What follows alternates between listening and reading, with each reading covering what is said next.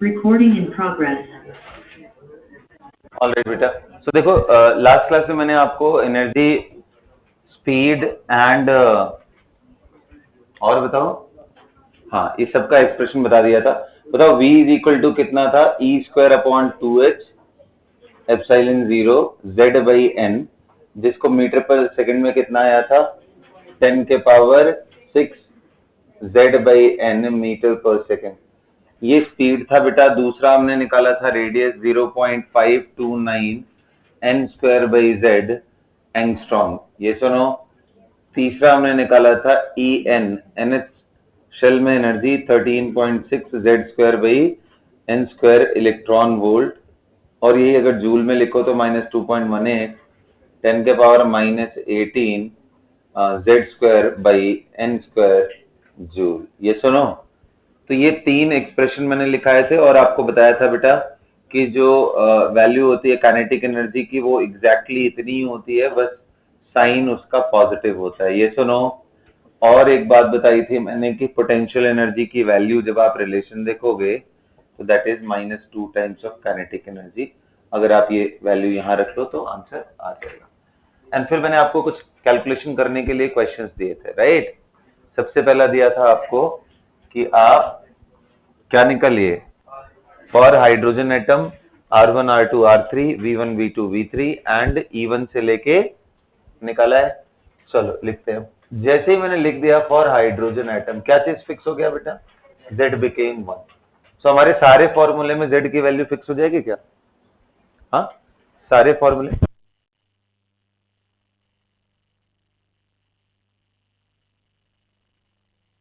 Z की value सारे में फिक्स हो गई बेटा।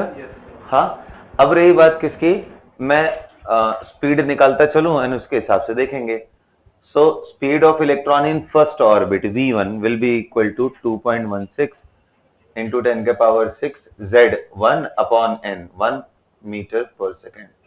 V2 कितना होगा बेटा, 2.16 इंटू 10 के पावर 6 Z1 है, n कितना है 2 मीटर पर सेकेंड। ऐसे ही V3 कितना आ जाएगा बेटा, 2.16 इंटू 10 के पावर 6 1/3।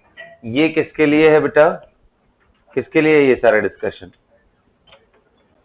किसके लिए है ये सारा डिस्कशन? हाँ जी, हाइड्रोजन के लिए। अगर वही मैं हीलियम आयन के लिए बोलूं तो क्या है, फॉर हीलियम आयन क्या फिक्स हो गया, Z कितना हो गया 2, तो V1 कितना हो जाएगा 2.16 इंटू 10 के पावर 6 Z बाई n, तो 2/1 metre per second. V2 is equal to 2.16 into 10 के पावर 6 2/2 मीटर पर सेकेंड। एक चीज देख रहे हो, जो इसका स्पीड सेकेंड ऑर्बिट में है वो हाइड्रोजन के इलेक्ट्रॉन का स्पीड फर्स्ट ऑर्बिट में है। देखो यहाँ पे 2/2 कैंसिल हो जा रहा है। अच्छा जी, ऐसे ही मैं V3 करूं ब्रह्मलीन, हो रहे हैं प्रॉब्लम्स, किया था कैलकुलेशन। V3 की वैल्यू कितनी है 2.16 इंटू 10 के power 6 Z by n, Z 2/3 metre per second. Got it. तीसरा किसके लिए दिया था मैंने, लिथियम, 4 दिए थे क्या बेरिलियम के लिए। तो ऐसे कितने लोग कह रहे हैं for lithium 2+ ion, V1 will be equal to 2.16 into 10 के power 6 Z by n 3/1 metre per second. V2 कितना हो जाएगा भाई 2.16।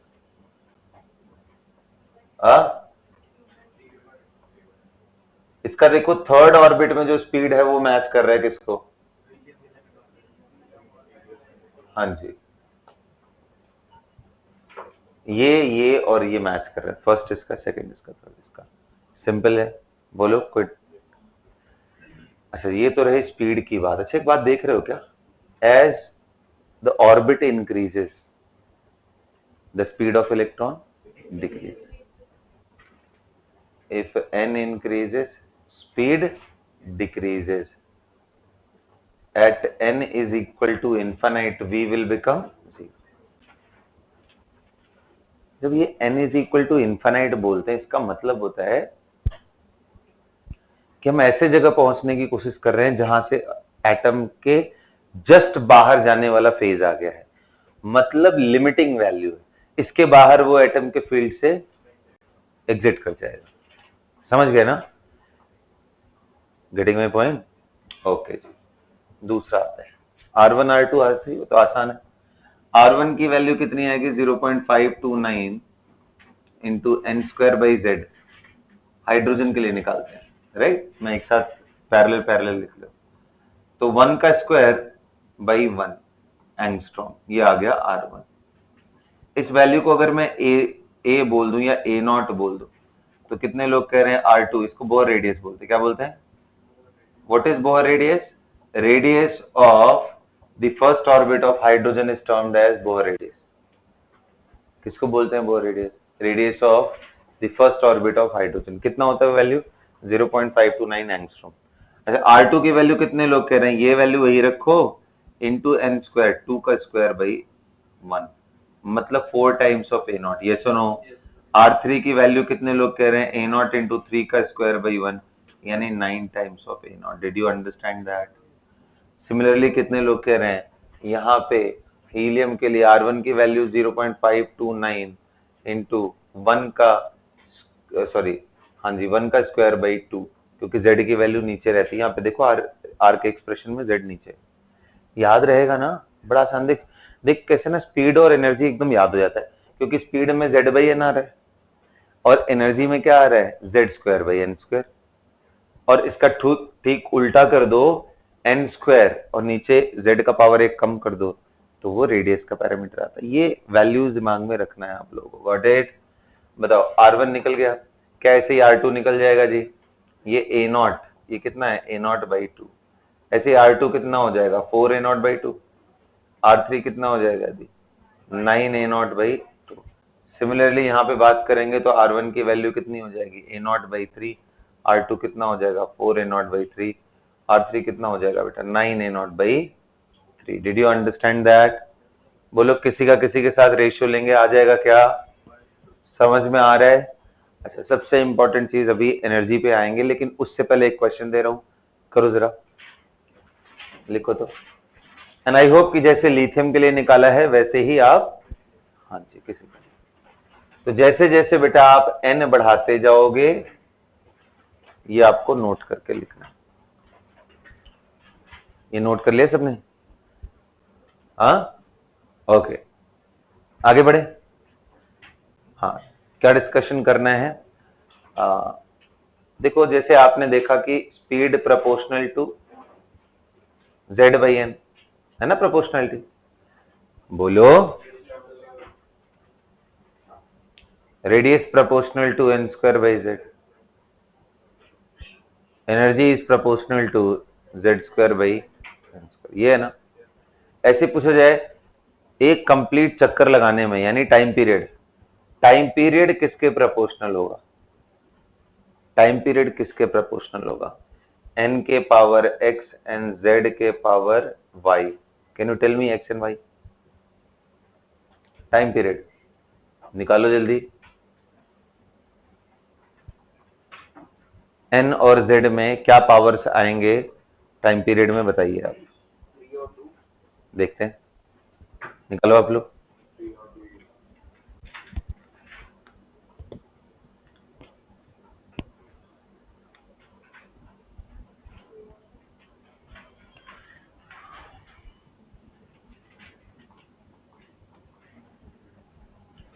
सारे नोट कर लिए ना आप लोगों ने?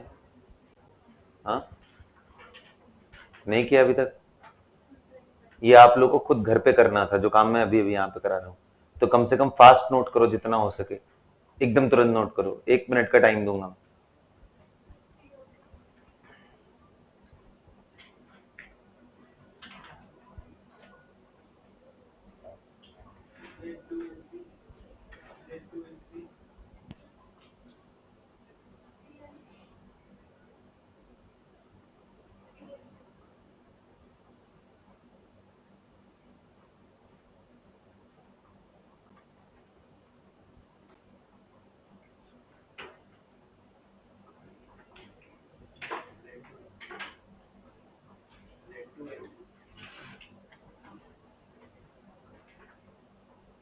मुस्कान,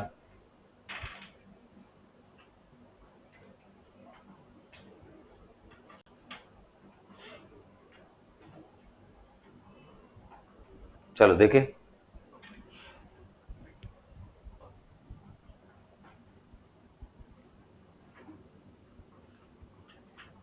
देखो टाइम पीरियड क्या होता है, how do you define time period? एक पूरा चक्कर लगाने में लगा हुआ टाइम, एक चक्कर लगाने में डिस्टेंस बाई स्पीड। डिस्टेंस कितना है जी? 2 पाई आर। स्पीड कितना है? स्पीड को स्पीड रहने दो। अब ये 2 पाई ऐसे ही रहने दो बेटा। आर की वैल्यू क्या होती है? A naught into n square by z, ये सुनो। और v की वैल्यू क्या होती है? v naught into Z by n. तो कितने लोग कह रहे हैं ये पूरा एक कांस्टेंट आ जाएगा? बोलो, इसको टी नॉट बोल दे रहे हैं। और यहाँ पे क्या आ जाएगा देखो, तो n ऊपर जाएगा, पलट के मल्टीप्लाई करोगे तो n पे पावर 3 अपॉन जेड स्क्वायर। तो time period is proportional to n cube by Z square. समझ में आ गया? ऐसे करके निकालते हैं। ऐसे तो बहुत सारे वेरिएबल्स। फ्रीक्वेंसी निकालना हो तो 1 बाई टाइम पीरियड, तो उसमें ठीक उसका उल्टा आ जाएगा। सबको क्लियर है? समझ में आ रहा है? अब आ जाओ, थोड़ी एनर्जी देख लेते हैं, बड़ा इंटरेस्टिंग है वो पार्ट भी। मिटा दूं ये सब?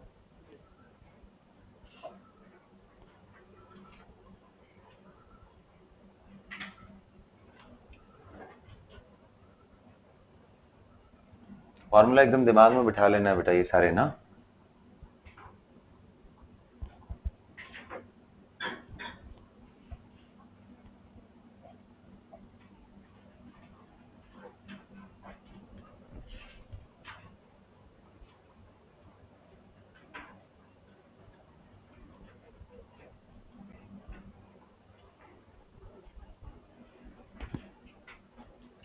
चलें डिस्कस किया जाए, बोलिए। ओके जी। हाँ देखो, अब बताओ फॉर हाइड्रोजन की अगर मैं बात करूं, तो आपने देखा, ध्यान से समझना अब ना, यहां से कहानी थोड़ी इंटरेस्टिंग हो जाएगी। यहां हमारा न्यूक्लियस था और ये हमारा फर्स्ट ऑर्बिट था। आपने निकाला तो रेडियस जो सेकंड ऑर्बिट का था वो पहले से 4 गुना ज्यादा आया, 4 टाइम्स ए नॉट। और फिर करते समय अगला वाला कितना हो गया था? 9 टाइम्स। और उसके अगला वाला, अब मैं उस प्रपोर्शन में दिखा नहीं पा रहा हूं, क्योंकि इस प्रपोर्शन में दिखाऊंगा तो फिर बड़ा गड़बड़ हो जाएगा, बहुत जल्दी बाहर निकलना पड़ जाएगा मुझे। n इज इक्वल टू 1 है, ये 2 है, n इज इक्वल टू 3 है, n इज इक्वल टू 4। ये सुनो,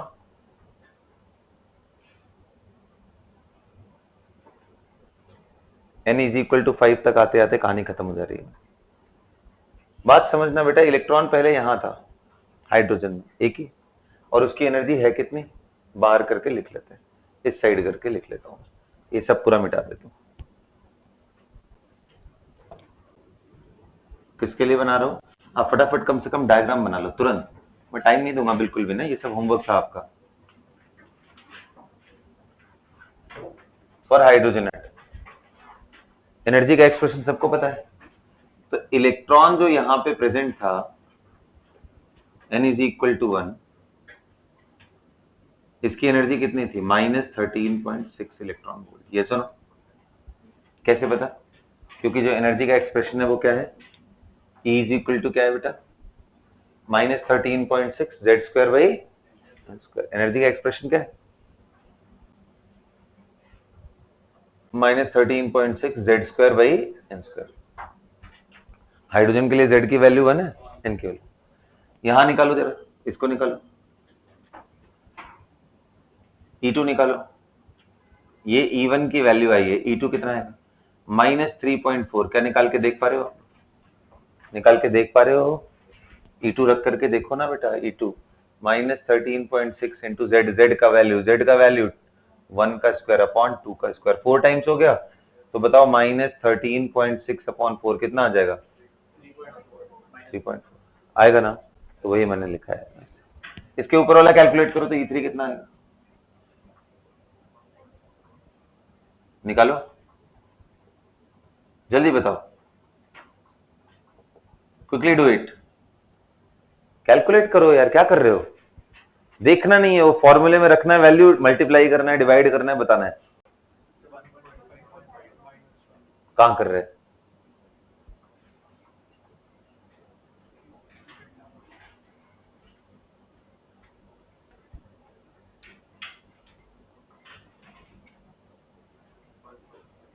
1 पॉइंट सबको करना है भाई। E3 is equal to minus 1.51 electron volt. Got it? समझ में आया? इसके बाद यहां आते हैं, वो है E4 माइनस, चेक करो 0.85 आ रहा है। जल्दी चेक करो। E5 देखो,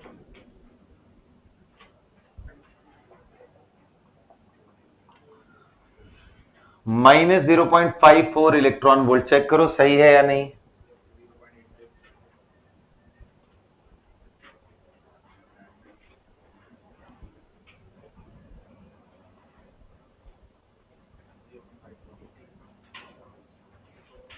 सही है। E6 निकालो, माइनस 0.37 इलेक्ट्रॉन वोल्ट। चेक करो।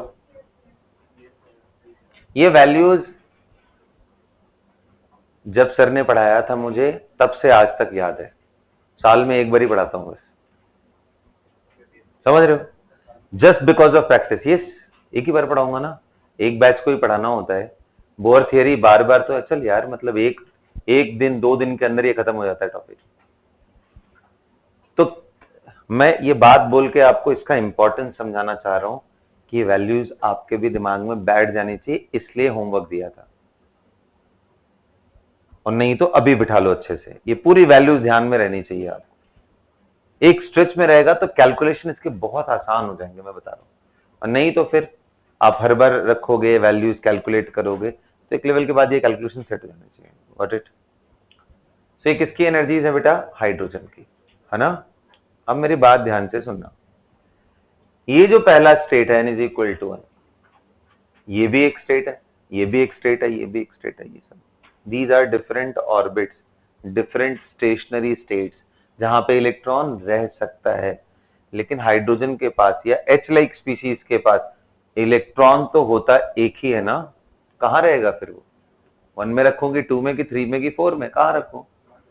तो बोलते हैं देखो, रखना वहां होता है जहां पे उसकी मिनिमम पॉसिबल एनर्जी है, जहां उसकी मिनिमम पॉसिबल एनर्जी। इन सभी में सबसे कम एनर्जी कहां पे है?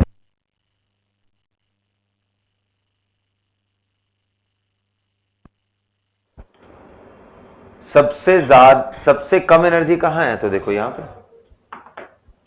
और इसको ऐसे समझ लो ना, जैसे मान लो एक स्फेरिकल बाउल है आपके पास, एक छोटा सा आपने यहाँ पे मतलब कि एक मार्बल रखा, तो आप यहां रखोगे तो ये स्पॉन्टेनियसली नीचे आ जाएगा अपने आप। यहां रखोगे तो फिर यहां आ जाएगा, यहां रखोगे तो यहीं पड़ा रहेगा, ना तो ऊपर जाएगा ना इधर जाएगा। क्यों? This is the point of minimum energy. तो हमेशा सिस्टम अपने कम से कम एनर्जी वाले स्टेट में रहना चाहता है, वहीं पे उसकी स्टेबिलिटी सबसे ज्यादा होती है। तो इसलिए इन सभी एग्जिस्टिंग ऑर्बिट में इलेक्ट्रॉन हाइड्रोजन के अंदर कौन से ऑर्बिट में प्रेजेंट होगा? ये जो सबसे मिनिमम एनर्जी के ऑर्बिट होते हैं ना, इसको बोलते हैं ग्राउंड स्टेट। क्या बोलते हैं? बोलो ना मोटू लोग, क्या नाम है इसका? हाँ जी, ग्राउंड स्टेट। कभी पूछे ग्राउंड स्टेट का मतलब? इसका मतलब है the state of minimum possible energy. Got it? अब भाई इलेक्ट्रॉन है, अगर मान लो आपने इसको लाइट से फोटोन भेज करके इसको यहां से एक्साइट कर दिया, यानी एनर्जी ट्रांसफर करके इसको हायर एनर्जी में भेज दिया, तो यहां से एक्साइट होके एनर्जी लेके ये कहां जाएगा? अगले स्टेट में। जो सबसे नजदीक अगला स्टेट कौन सा है? इसको बोलते हैं first excited state. First excited state. तो सेकेंड ऑर्बिट को फर्स्ट एक्साइटेड स्टेट बोला जाता है। और अगर मान लो और ज्यादा एनर्जी वाला फोटोन ले लिया तो यहां से यहां जा सकता है। This is termed as second excited state. ऐसे ही बेटा इसको क्या बोलते हैं? Third excited state. बोलो। ये सब इसके अपने ही घर है, लेकिन ऐसे नहीं जाएगा। सबसे पहले वो अपने घर में रहेगा, मम्मा पापा के साथ। पापा ने पिटाई कर दी तो गुस्सा होकर के चाचू के घर चला जाएगा। ज्यादा पिटाई हो गई तो सोचेगा और दूर जाऊं ताकि डिस्टेंस ज्यादा रहे। Second excited state. भाई इतने रिलेटिव्स हैं, कोई ना कोई घर में तो रहेगा, लेकिन क्या वो दूसरों के घर में ज्यादा दिन रह पाएगा क्या? फाइनली तो उसे आना अपने ही घर में है। मतलब देखो, ये जो नीचे से ऊपर जा रहा है ना बेटा, ये फोटोन लेके जा रहा है, और जब वापस आएगा तो उसी फोटोन को निकालेगा। इसलिए याद है आपको, emission spectra and absorption spectra एक दूसरे के फोटोकॉपीज थे। समझ आ रहा है? और खूब सारे आने वाले फोटोन में से वो उन्हीं को एब्जॉर्ब करेगा जिनकी एनर्जी एग्जैक्टली मैच कर रही हो कि यहां से यहां पहुंचा दे, या यहां से यहां पहुंचा दे, या यहां से यहां पहुंचा दे। इसीलिए तो हमें अलग अलग लाइंस मिल रही थी। अगर सारे फोटोन को खा जाता तो हमें तो पूरा स्पेक्ट्रम ही गायब हो जाता, पूरा डार्क हो जाता। लेकिन डार्क लाइंस मिल रही थी, और फिर बाद में जब लाइट हमने हटा दिया तो वहीं पे कलर्ड लाइंस मिल रही थी। मतलब हायर स्टेट में जो इलेक्ट्रॉन है वो नीचे जब आते हैं तो उन्हीं फोटॉन्स को एमिट करते हैं।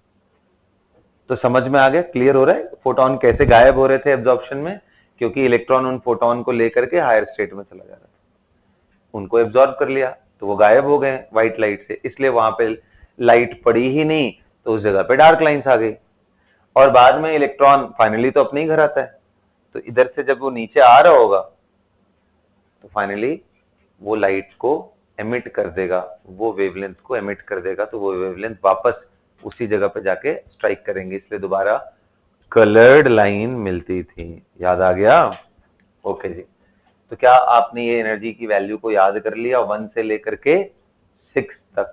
अब देखो, ये जो डायग्राम है ये एक्चुअल डायग्राम है हमने जो बनाया ऑर्बिट को ध्यान में रखते हुए ऐसे करके, बट एग्जामिनेशन में बोलते हैं एनर्जी लेवल डायग्राम ड्रॉ किया जाता है।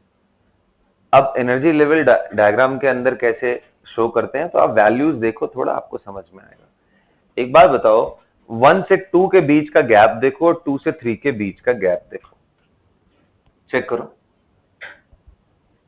बना लिया ना आप लोगों ने ये ग्राउंड स्टेट? अच्छा बताओ, nth एक्साइटेड स्टेट का मतलब क्या होगा? If I am saying nth excited state is equal to n plus 1th orbit. देखना, फर्स्ट एक्साइटेड स्टेट का मतलब सेकंड ऑर्बिट हुआ ना, 1 तो किसका है? तो अगर बोले फिफ्थ एक्साइटेड स्टेट तो 6वें ऑर्बिट में पहुंच गया। सिक्स्थ एक्साइटेड स्टेट मतलब 7वें ऑर्बिट में पहुंच गया। ठीक है, तो इसको भी नोट कर लेना। अच्छा बच्चों, अब मेरी बात सुनो जरा, एक बार ही निकालो तो E2 माइनस E1 का gap between first and second orbit, energy gap between first and second orbit, निकालो जल्दी वैल्यू। दूसरा E3 माइनस E2 निकालो।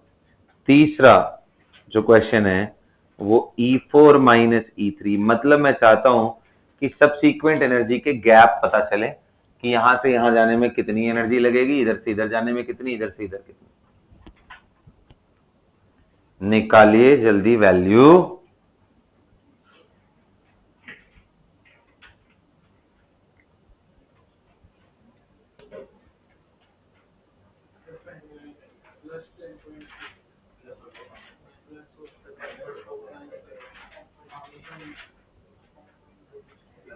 सो पहला कितने लोगों को दिख रहा है? E2 minus E1। E2 कितना है? -3.4, माइनस E1 कितना है? -13.6। कितना आ गया जी? 10.2 इलेक्ट्रॉन वोल्ट। अच्छा ये निकालते हैं, E3 का वैल्यू कितना था? -1.51 माइनस 3.4, ये वैल्यू कितना आ गया? जल्दी बोलो। 1.89 इलेक्ट्रॉन वोल्ट, 1.9 अप्रॉक्स ना, 1.89 आ रहा है क्या? अगला देखो तो जरा, माइनस बोलो 85 माइनस 1 पॉइंट, बोलो यार कितना है वैल्यू? कितना आ रहा है? कुछ दिख रहा है क्या आप लोगों को? ये गैप ड्रास्टिकली डिक्रीज कर रहा है। 10 से सीधा यहां पहुंच गया, उसके बाद यहां सबसे ज्यादा मेहनत किसमें होगी? ग्राउंड से फर्स्ट एक्साइटेड स्टेट ले जाने में। फर्स्ट से सेकंड में तो बहुत कम एनर्जी में चला जाएगा, सेकंड से थर्ड में और भी कम। एक बात बताओ प्यारे बच्चों, इसको अगर एटम से बाहर निकालना हो तो कितनी एनर्जी लगेगी?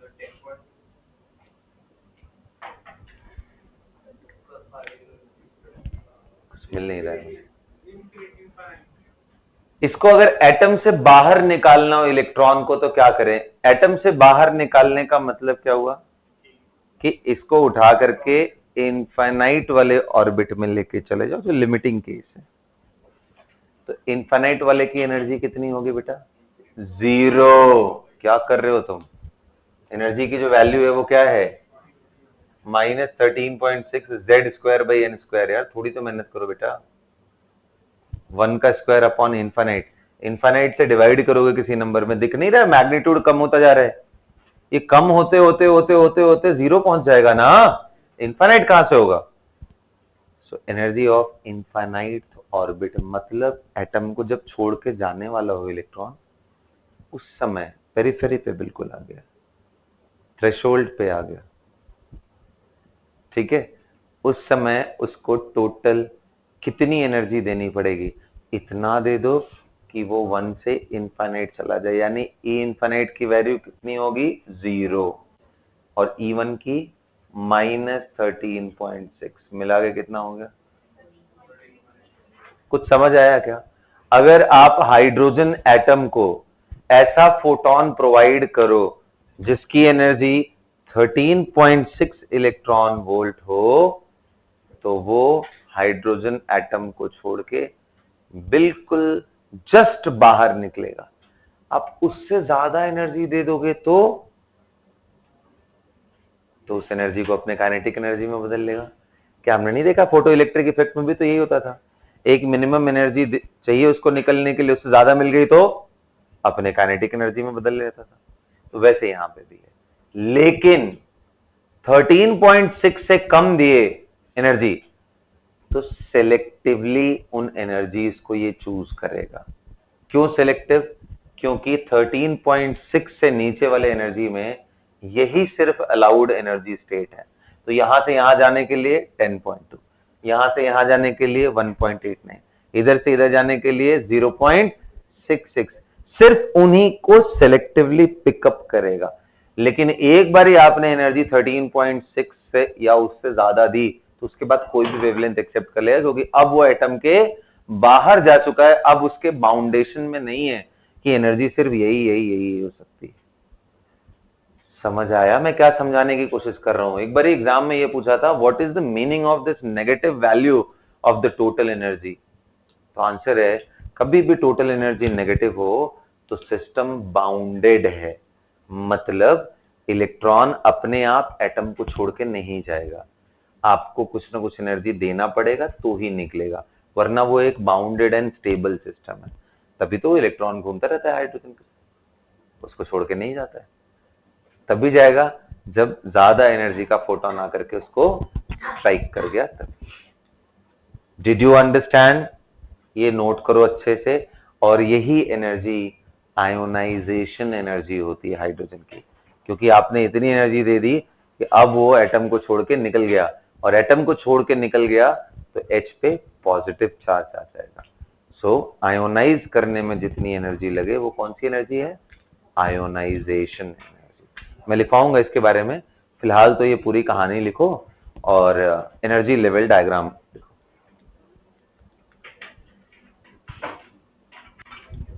लिखो जल्दी, कहाँ लिखा?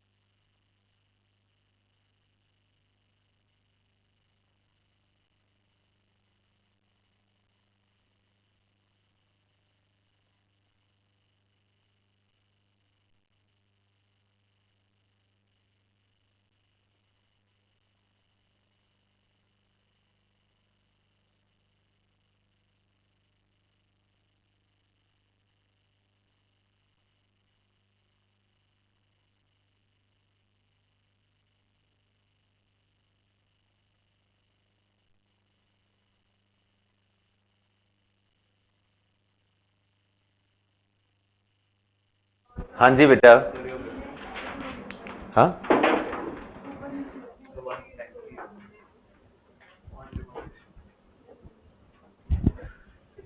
ठीक, ओके। सो समझ में आ गया यहां तक? बोलिए। ओके जी। अब मैं कुछ क्वेश्चन देता हूं, आप देखते हैं क्या करते हो। आप लोग लिखो।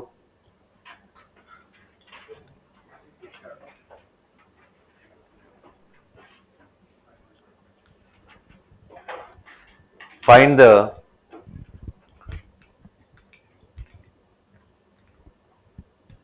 energy required to excite the hydrogen electron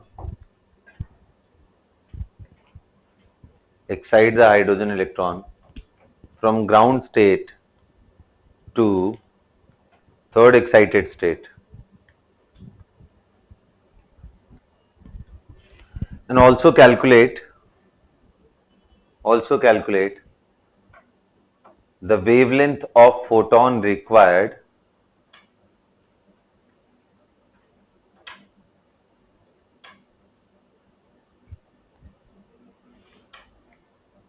to make this electronic transition possible. To make this electronic transition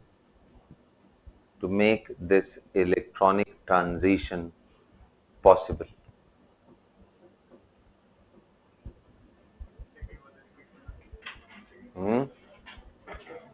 second मैंने पूछा है कि also find the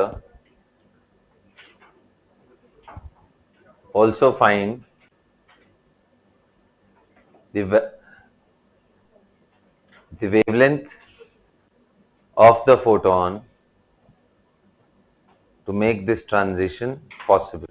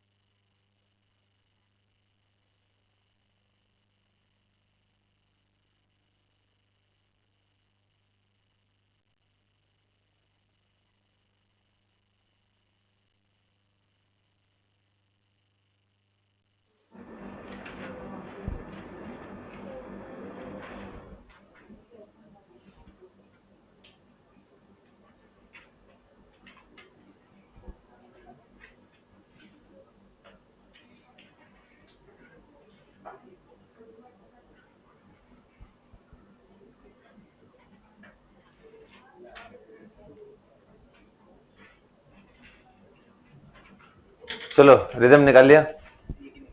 क्यों दूसरा क्यों नहीं निकला अभी तक? दूसरा दूसरा क्यों नहीं निकला? हाँ चलो देख लगी।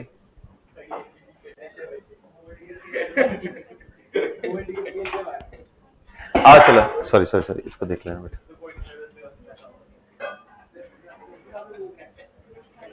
कर लिया बेटा? निकालो। सेकंड में निकल सकता है। सेकंड कितने लोगों का आ गया? हाथ उठाओ।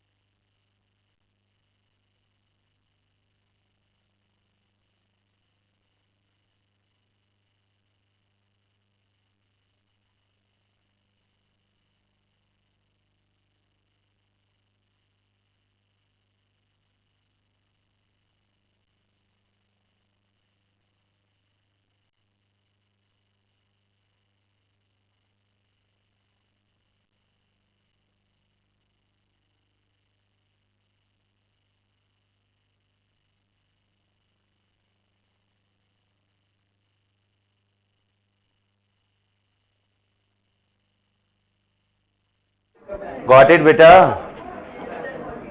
प्यारे बच्चा parties, did you get it? Okay जी।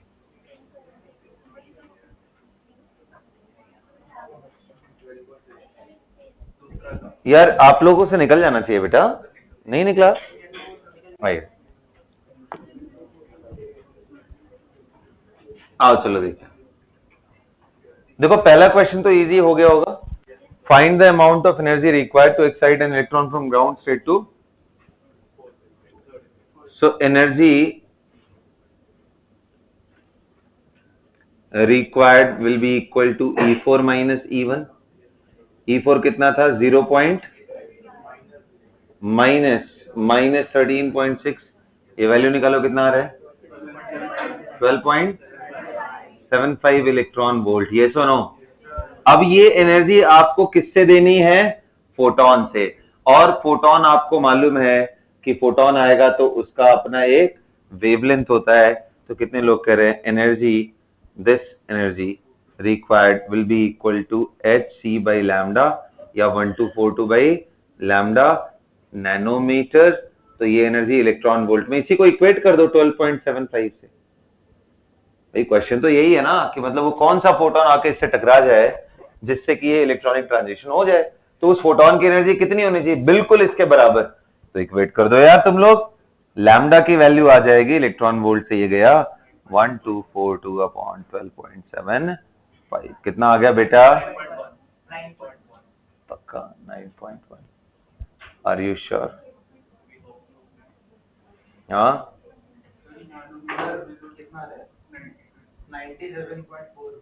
देख लो एक बार बेटा। हाँ बिल्कुल, मुझे लग रहा है तुम बात सही बोल रहे हो। हाँ मुझे लग रहा है तुम बात सही बोल रहे हो। कितना आ रहा है?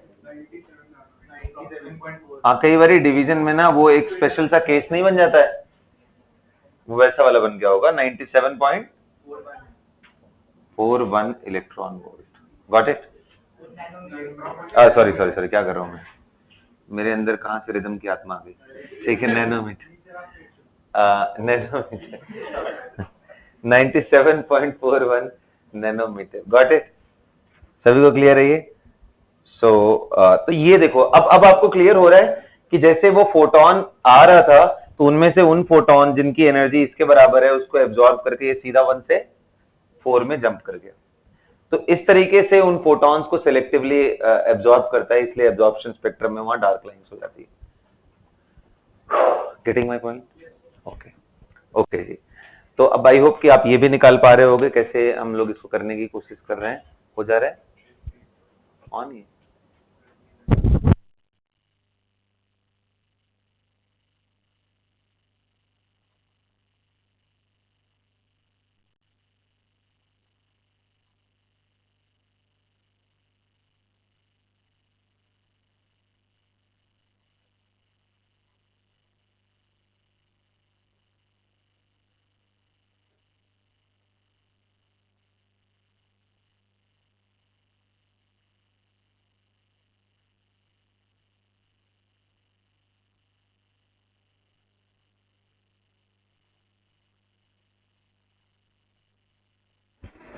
हाँ जी, यहां तक सबको क्लियर हो गया बेटा? आगे बढ़े थोड़ा। हेडिंग डालो एनर्जी लेवल डायग्राम।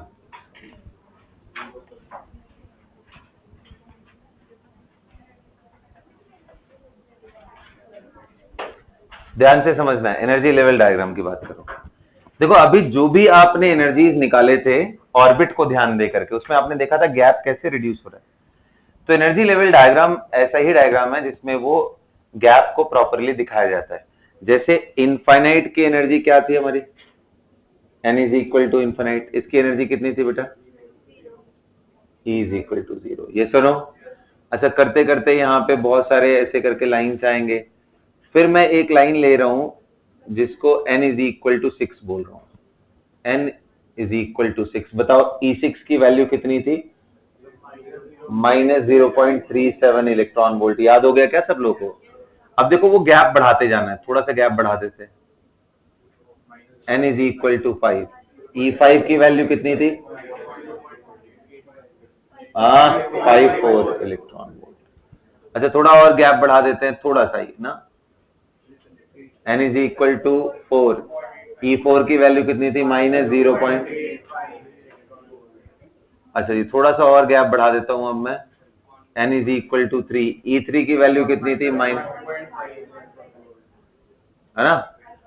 अब E2 कर देते, थोड़ा सा और बढ़ा देते हैं गैप, कितना आ गया?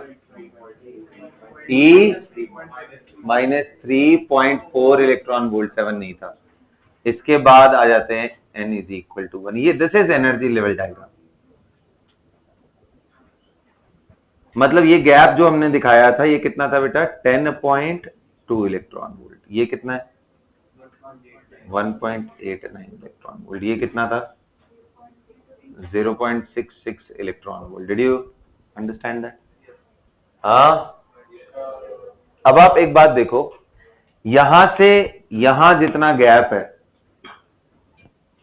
मतलब इस लेवल में और इसके लेवल में डिफरेंस कितना है? 1.89। ये सुनो, यहां से यहां जाने में और यहां से यहां जाने में कितना डिफरेंस है? 1.89। यहां से यहां एंड यहां से यहां जाने में कितना डिफरेंस है? 0.66। ऐसे कितने लोग करें, गैप कम होता जाएगा ना। हायर एनर्जी की तरफ एनर्जी का जो गैप है वो रिड्यूस होता जा रहा है। क्या आपको याद है जब प्रिज्म से होकर के लाइट गुजर रही थी तो मैंने आपको बोला था हायर वाले एनर्जी के साइड में वो रेडिएशन एक दूसरे से मर्ज होने लगते हैं। देखा था डायग्राम में, यही बनाया था। ऐसा क्यों? ऐसा हायर एनर्जी वाले स्टेट में ऐसा क्यों हो रहा है? हायर एनर्जी वाले में क्यों कम, मतलब एक दूसरे में मर्ज हो रहे हैं? क्योंकि सबसीक्वेंट गैप कम होते जा रहे हैं। जब एनर्जी में गैप कम होगा तो वेवलेंथ में भी गैप कम होगा, तो उनके बीच में गैपिंग बहुत कम रहेगी, इसलिए मर्ज होते जाएंगे हायर एनर्जी साइड में। Low energy, more higher, more higher, more higher, जैसे जैसे गैप बढ़ता जाएगा एनर्जी बढ़ती जाएगी। ये स्पेक्ट्रम था। Did you understand that? Okay, है ना। Okay, all right. अब ये एनर्जी लेवल डायग्राम आप लोग फटाफट नोट कर लीजिए, बहुत इंपॉर्टेंट है। और इलेक्ट्रॉन को आयोनाइज करने का मतलब क्या है? इस इलेक्ट्रॉन को सीधा यहां से कहां पहुंचा देना? स्वर्गलोक, यहां इन्फिनाइट को ही बोलते हैं हम लोग, ठीक है, यहां पहुंचा देना। Got it? जल्दी करिए बेटा।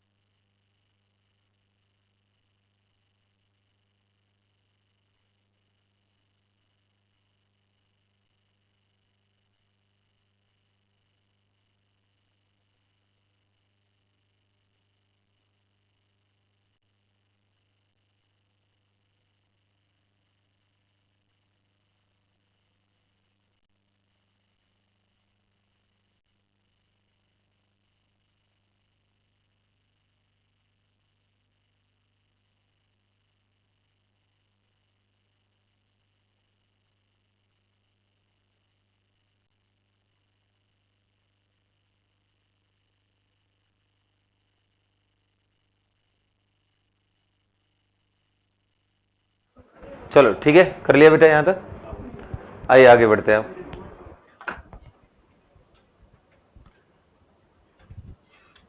एन ठीक है, ओके।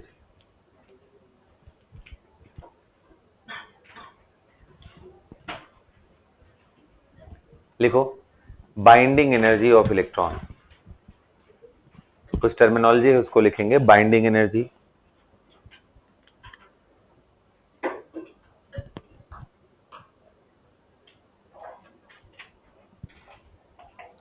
लिखो बाइंडिंग एनर्जी से क्या समझते हो? ऐसी एनर्जी जिससे वो न्यूक्लियस के साथ बाउंड है। ये सुनो, देखो the energy with which N electron is bounded with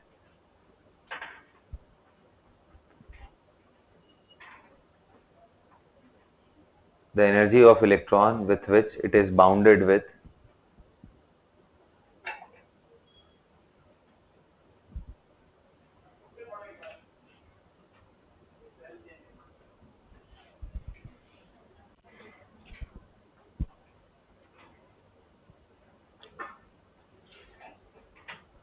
it is bounded with nucleus या एटम भी बोल सकते हो। ओके, तो tell me if an electron is present in hydrogen atom in n is equal to 1, क्या होगा इसका binding energy? सो ये वैल्यू होगी। ये सुनो कि मतलब इतनी एनर्जी अगर पॉजिटिव में इसको दे दिया जाए तो ये इनफाइनाइट तक पहुंच जाएगा। यहां पे अगर कोई इलेक्ट्रॉन है उसकी बाइंडिंग एनर्जी क्या होगी? ये वैल्यू होगी हाइड्रोजन के लिए। अगर हीलियम आ गया तो क्या फर्क होगा?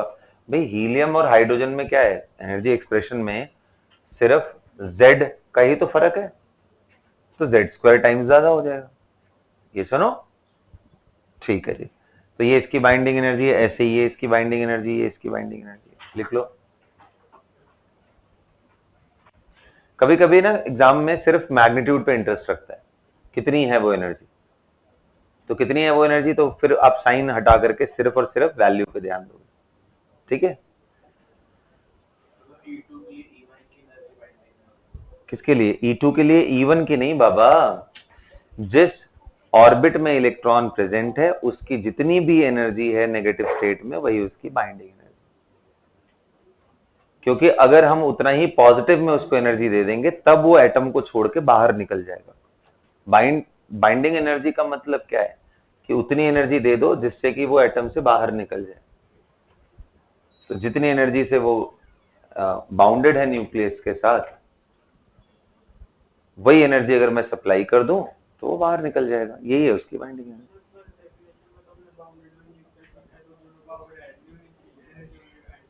कौन सी एनर्जी बेटा? बाउंड होने का मतलब क्या है कि कितनी एनर्जी दे दो कि ये इलेक्ट्रॉन फ्री हो जाए। फ्री होने का मतलब इसको कहां तक पहुंचा दें? यहां से इन्फिनिट। तो डिफरेंस तो हमें इन्फिनिट माइनस इसका लेना पड़ेगा ना, 2 से क्या लेना देना? क्या ऐसा कुछ मैंने बोला? नहीं, बिल्कुल नहीं, अनलिमिटेड है, लिमिटेड नहीं है। ग्राउंड स्टेट में जितने हमारे पास और इलेक्ट्रॉन होते हैं वो 6th 7th ऑर्बिट तक आते आते भर जाते हैं, खत्म हो जाते हैं। बट इसका ये मतलब नहीं कि ऑर्बिट लिमिटेड है। लिखो the amount of energy required to remove an electron from particular shell या particular orbit. The amount of energy required to remove an electron from particular,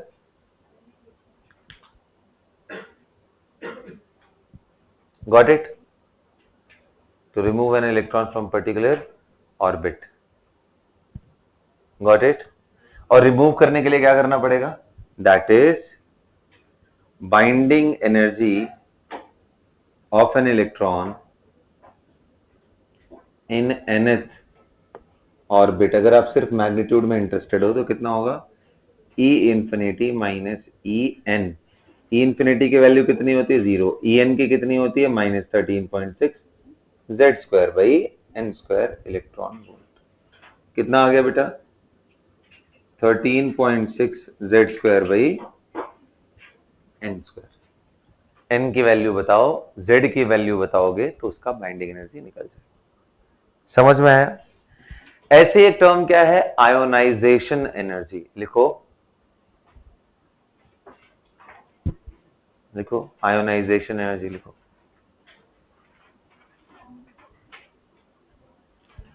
ionisation energy या फिर इसी को आयोनाइजेशन पोटेंशियल भी बोलते हैं, आयोनाइजेशन एंथैल्पी भी बोलते हैं, बिल्कुल लिख लो। आयोनाइजेशन एनर्जी, आयोनाइजेशन एंथैल्पी और आयोनाइजेशन पोटेंशियल, ये तीनों एक ही नाम, आईपी आईई, ओके।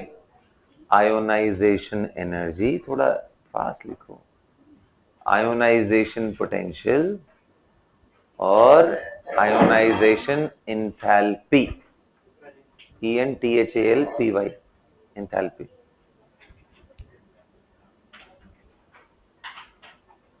समझ में आ गया यहां तक? हाँ, वो कितना होगा लिखो, इसके आगे लिखो कितना होगा वो energy. Minimum energy required to remove an electron from isolated, बिल्कुल सही लिखो। Minimum energy required to remove an electron from isolated gaseous atom, from isolated gaseous atom.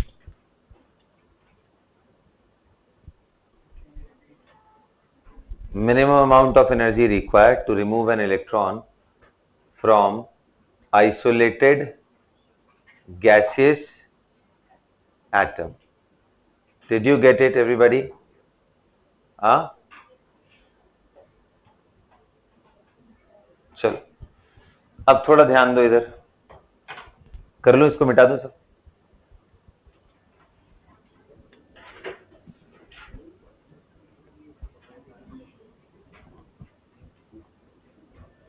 अब एक बात बताओ, आयोनाइजेशन एनर्जी, अगर इलेक्ट्रॉन नॉर्मली कहां प्रेजेंट रहता है, ग्राउंड स्टेट में।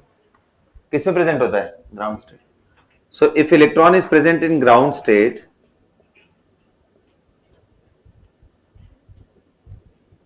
जी इसका मतलब क्या है, ग्राउंड स्टेट। देन आई को कैसे डिफाइन करोगे, कितनी एनर्जी देंगे इसको, एटम से बाहर निकाल दें, E इन्फिनाइट माइनस E1, बताओ E इन्फिनाइट 0, E1 कितना -13.6 Z स्क्वायर बाई 1 का स्क्वायर इलेक्ट्रॉन वोल्ट, कितना आ गया 13.6 into Z square electron volt. तो ये है आयोनाइजेशन एनर्जी, किसके लिए, फॉर H और H लाइट स्पीशीज। क्या सबको समझ में आ रहा है? हाँ, अब आयोनाइज करने को कैसे लिखते हैं, थोड़ा ध्यान से देखना। दिस रिप्रेजेंट्स आयोनाइजेशन, ये है आयोनाइजेशन का मतलब। और एक्साइटेशन इज इंटायरली डिफरेंट, कि मतलब H से वो H स्टार में जा रहा है। स्टार का मतलब अभी इलेक्ट्रॉन निकला नहीं है, उसी के अंदर है, बस फर्स्ट ऑर्बिट में ना होकर के किसी second, third, fourth, fifth orbit में। Excited atom, this is ionised, मतलब इलेक्ट्रॉन इसको छोड़ के जा चुका है, अभी ये इसी के पास है, अपने घर पे नहीं है, अंकल के घर पे बस है, एक्साइट होकर के यहां चला गया, ठीक है। तो वापस तो यहीं आना है इसको, तो अभी भी एटम का ही पार्ट है। तो इलेक्ट्रॉन की एनर्जी जब भी वो एटम के रेंज में होगा तो नेगेटिव ही होगी, उसकी एनर्जी कभी पॉजिटिव, टोटल एनर्जी की बात कर रहे हैं। लेकिन जैसे ही वो एटम को छोड़ के बाहर गया तो उसकी एनर्जी पॉजिटिव हो सकती है। Got it? यहां तक सबको क्लियर हो गया? अब कुछ क्वेश्चन दे, करोगे क्या, बोलो, लिखो एक क्वेश्चन लिखो तो।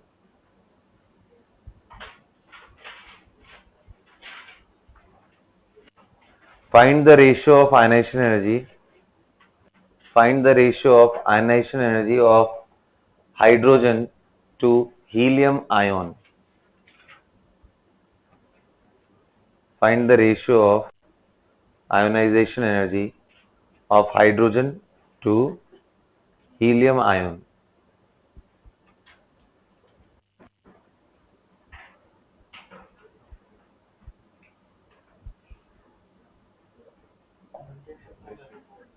कितना आ गया? 1:4 आ गया? कितने लोग आया 1:4 आता तो? Find the ratio of ionization energy.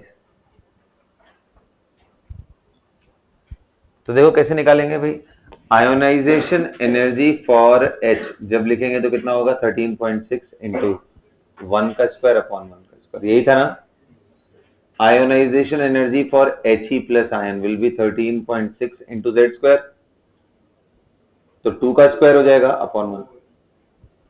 तो इन दोनों का रेशियो ले लूं, IE of hydrogen to IE of helium ion will be equal to 1:2। This will be the right answer. Did you understand that? बोलिए, यहां तक सबको क्लियर है? अब एक और क्वेश्चन देता हूं इंटरेस्टिंगली,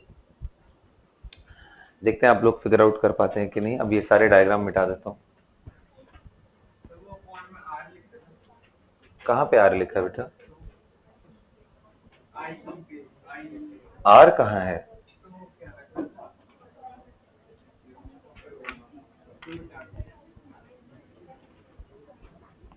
आर कहां है? आयनेशन एनर्जी यार, E infinite minus E1 13.6 Z square भाई 1 का स्क्वायर। हाँ देखो बेटा, ध्यान से देखो। तो अब एक क्वेश्चन दे रहा हूं, जरा इसको करो, देखो कर पाते हो। देखो ध्यान से सुनो, कोई रेडिएशन है, जब इलेक्ट्रॉन यहां से यहां आ रहा है तो जो उसका वेवलेंथ है वो λ1 है, और अगर इलेक्ट्रॉन यहां से यहां एक्साइट हो तो वो वेवलेंथ λ2 होता है। इलेक्ट्रॉन अगर यहां से यहां आ जाए तो वो lambda. Can you find the relation between λ1, λ2 and λ3 ना? What are these three? These three are the wavelength of the photon emitted from different transition। 3 से 1 में अगर आ रहा है तो उसके corresponding wavelength λ1 है, यहां से यहां आ रहा है तो λ2 है, यहां से यहां आ रहा है तो λ3 है। क्या इन तीनों के बीच में आप रिलेशन निकाल सकते हो?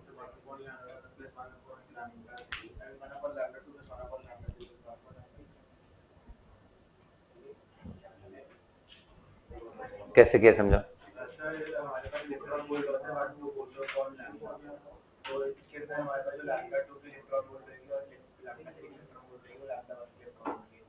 मतलब तुम्हारा ये है ना कि सर जो ये एनर्जी गैप है यानी E1 must be equal to sum of these two energies, यही है ना। और एनर्जी ऑफ फोटोन कितना होता है जी? Hc by lambda. ये Hc बाई लैम्डा 2 है, ये Hc बाई लैम्डा, तो Hc गायब हो गया, तो 1 upon lambda 1 is equal to 1 by lambda 2 plus 1 by lambda 3। This will be the right answer. Write it down. How are we doing this? By equating the energies, क्योंकि ये wavelength equal नहीं होते, these are energy levels, और energy levels में इतना energy is equal to sum of these two, isn't it? तो आप लिख लेना कि because this is energy level diagram, so ये एनर्जी जो भी आ रही है यहां नीचे तक, जिसको हम E1 बोल रहे हैं, ये E2 एंड E3 के सम के बराबर होती है, सम of E2 and E3। And उसके बाद तो आप बस एनर्जी का एक्सप्रेशन लगाना। सभी को क्लियर हो गया? सभी को क्लियर हो गया बेटा? चलिए अब हेडिंग डालते हैं हम लोग एमिशन सीरीज।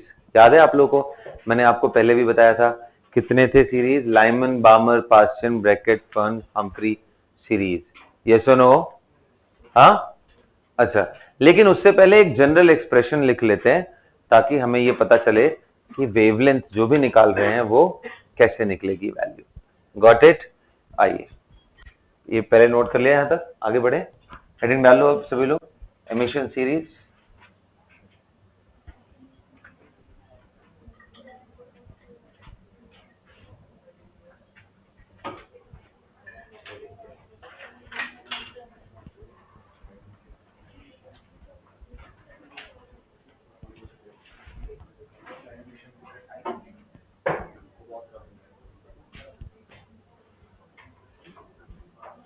क्या जाए बेटा? एमिशन सीरीज देखें। देखो, तो एक बात बताओ, एमिशन सीरीज का मतलब क्या है? इलेक्ट्रॉन अगर फोटोन ले करके, यानी ये वेवलेंथ को एब्जॉर्ब करके इधर से इधर जाता है तो ये एब्जॉर्प्शन है।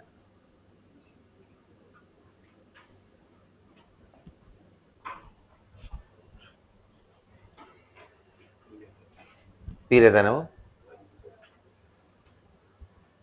और अगर वही इलेक्ट्रॉन ऊपर एक्साइट होके चला गया है, जब वो फिर नीचे आता है यहां से यहां, तो बताओ हायर एनर्जी से अगर लोअर एनर्जी में जाएगा, तो ये बात लिख लेना बेटा, ये फोटोन निकालेगा, रेडिएशन निकालेगा, उसका वेवलेंथ लैम्डा होगा।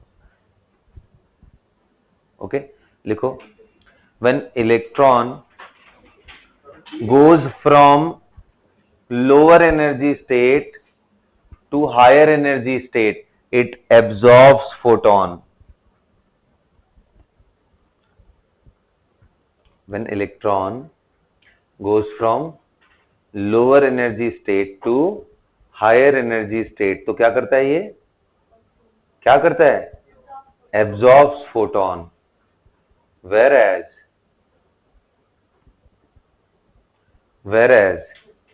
if electron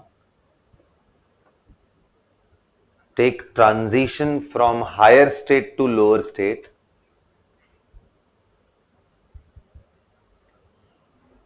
higher state to lower state, it emits electron. Sorry, it emits photon.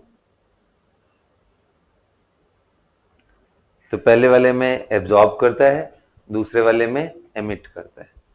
अच्छा, कितनी एनर्जी का फोटोन एमिट करेगा? ऑफ कोर्स इसकी जो एनर्जी होगी फोटोन की, वो इस गैप के बराबर होगी, है ना। तो अगर मुझे बोला जाए तो मैं ऐसे बोल सकता हूं E2 minus E1, this is the gap of energy. इतने एनर्जी के बराबर हमारे पास फोटोन आएगा, which I can write as Hc by lambda. Yes or no? So energy of photon emitted will be equal to the gap of energy between two levels. लिखो अगला point. Energy of photon emitted will be equal to the gap of energy between two states. The energy of photon emitted, the energy of photon emitted will be equal to, किसके बराबर होगा, बोलो बेटा, the gap of, yes, the gap of energy between two states, that is mathematically लिख लो, Hc by lambda is the energy of photon is equal to gap of the energy. ये emission spectra है, ये क्या है, emission, EMM होता है emission में।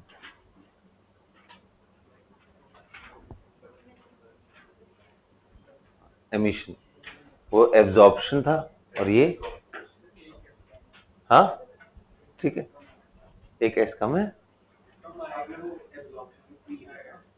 हाँ वो भी चेक कर लेंगे।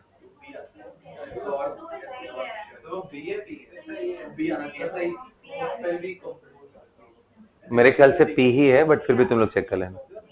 अरे बाबा, एब्जॉर्ब में एब्जॉर्ब होता है, बट एब्जॉर्प्शन जब लिख रहे होते हैं तो पी आता है, चेक कर लेना। रिदम ध्यान दो इधर बेटा, इधर इधर इधर ध्यान दो, चले इधर ध्यान दो। Hc by lambda is equal to, ये हो गया, आगे बढ़े हम लोग, स्पेलिंग से ऊपर उठो थोड़ा, यहाँ साइंस पे ध्यान दो, ठीक है। Hc by lambda is equal to, got it. अच्छा जी, अब एक बात बताओ, अगर मान लो N2 स्टेट से वो N1 में आ रहा है, मान लो N2 से N1 में आ रहा है, तो क्या मैं यही चीज ऐसा लिख सकता हूँ En2 माइनस En1, कोई प्रॉब्लम? अरे बाबा, फिफ्थ से आ रहा है 2 में, तो मैं E5 माइनस E2 लिखूं, इसलिए जनरलाइज कर दिया। N2 से कहां आ रहा है, N1 में, सो लिखो, if electron is taking transition from N2 state to N1 state, if electron is taking transition from N2 state to N1 state, then this value will be Hc by lambda is equal to En2 minus En1. लिखो जल्दी, if electron is taking transition from N2 state to N1 state, N2 state to N1, diagram बना लो और ऐसे लिख लो, सही लिखा है N1 state. N2 से M1 डायग्राम बना लिया। अब उसके बाद ये लिख लिया। अब आगे बढ़े। अब क्या रिपीट कर दूं Anshika? If an electron is taking transition from N2 state to N1 state, then Hc by lambda will be equal to En2 minus En1। सभी को समझ में आ गया? अब देखिए, थोड़ा ध्यान दीजिए। ये बताओ, एनर्जी का एक्सप्रेशन कितने लोगों को याद है हाइड्रोजन लाइक स्पीशीज के लिए? En की वैल्यू कितनी होती है? -me⁴ epsilon 0 square h square z square by n square. देखो मैच कराओ, ये सही लिख रहा हूं क्या? चेक करो।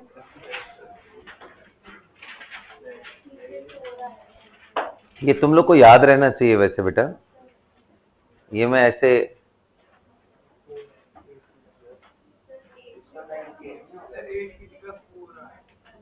ध्यान से देखो, ध्यान से। ये कौन सी एनर्जी है? Total energy. ये जो शक्ति प्रदर्शन मैं कर रहा हूं मेमोरी का, ये बताने के लिए ताकि तुम्हें भी ये याद रहना चाहिए। -m, ये क्या है? बस डेरिवेशन करते करते याद हो जाता है। अब आप घर पे जाके सो जाओगे, फिर अगले दिन मुंह उठा के चले जाओगे क्लास के अंदर बिना पढ़े लिखे, तो वो कभी नहीं याद होगा, जीवन भर नहीं याद होने वाला है। अगर 2-4 बारी टाइम मिल जाए, डेरिवेशन कर लोगे तो याद हो जाएगा। ठीक है, वो अपनी आदतें देखो तो फिर समझ में आएगा। चलो, तो यहां पे रखू मैं, देखो तो value -me⁴ 8 epsilon 0 square h square, ध्यान से सुनना, z square by n2 square minus of minus time me⁴ upon 8 epsilon 0 square h square z square upon n1 square. अब थोड़ा ध्यान से देखो, ये बड़ी सी वैल्यू जो है ना, इसको कॉमन ले लेता हूं।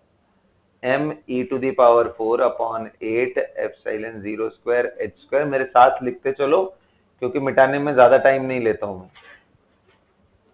Into Z square.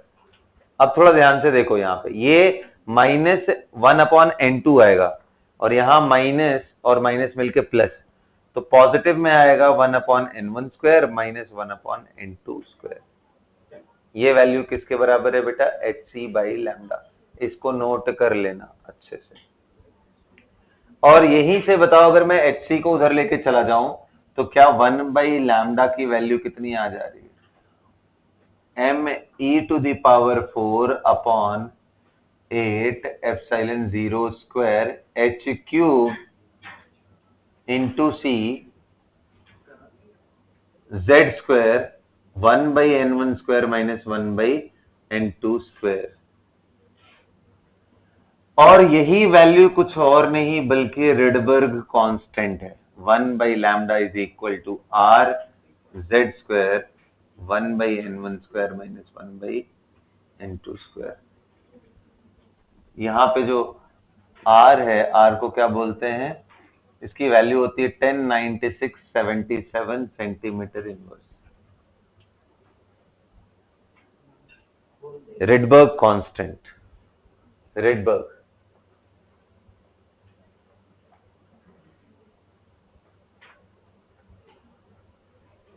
Rydberg's constant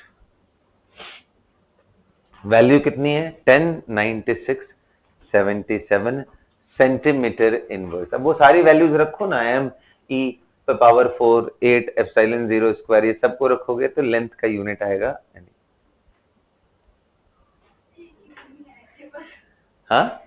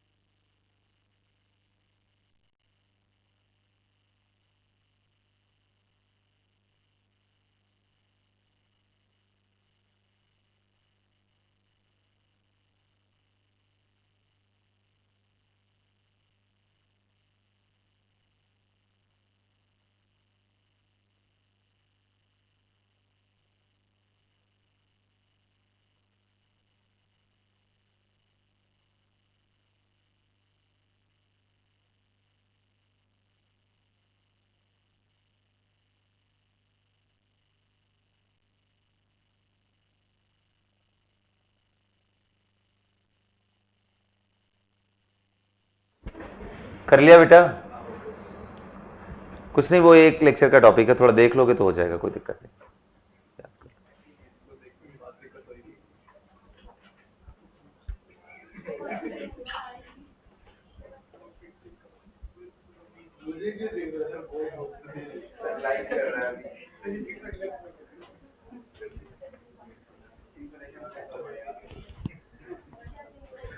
चलो अच्छा, कर लिया? अच्छा जी,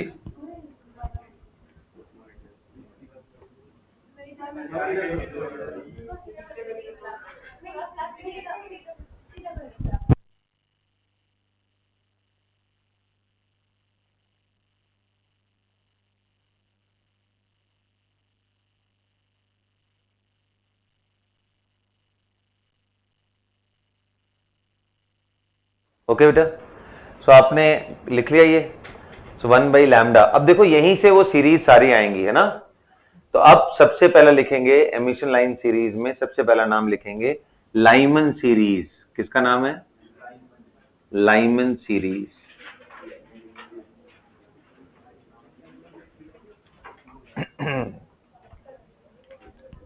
सो कभी पूछेगी लाइमन सीरीज क्या है?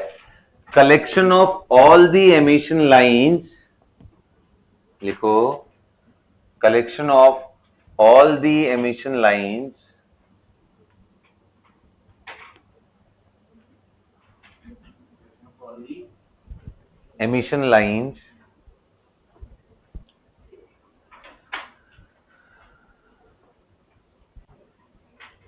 in which electron